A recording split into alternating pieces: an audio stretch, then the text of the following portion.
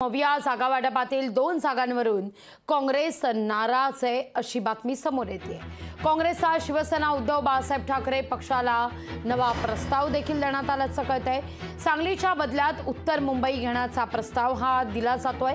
अदलाबदली करता पृथ्वीराज चव्हाण यांनी मध्यस्थी केल्याचं सूत्रांकडून कळतंय। सांगलीची जागा काँग्रेसला ठेवून काँग्रेसच्या वाट्याला आलेली मुंबई उत्तरची जागा ही शिवसेनेनं घ्यावी अशी माहिती आता समोर येते।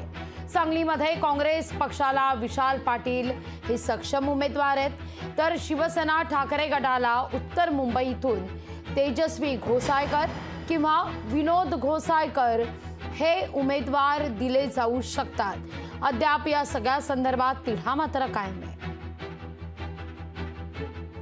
चर्चा होत होत्या झाल्या, त्याचा सगळा पूर्णविराम झालेला आहे। आता सगळे आपल्या आपल्या कामाला लागलेले आहेत। समोरच्या यांना जे भाजपचं भ्रष्टाचारी आणि सगळं जे काही सरकार जे गेली 10 वर्ष बर्बाद देशाला करून टाकलेलं आहे, त्यांच्या विरोधामध्ये लढायचं आहे आणि जिंकायचं आहे। या ईर्ष्येने सगळ्या जागा आम्ही लढवणार आणि जिंकणार।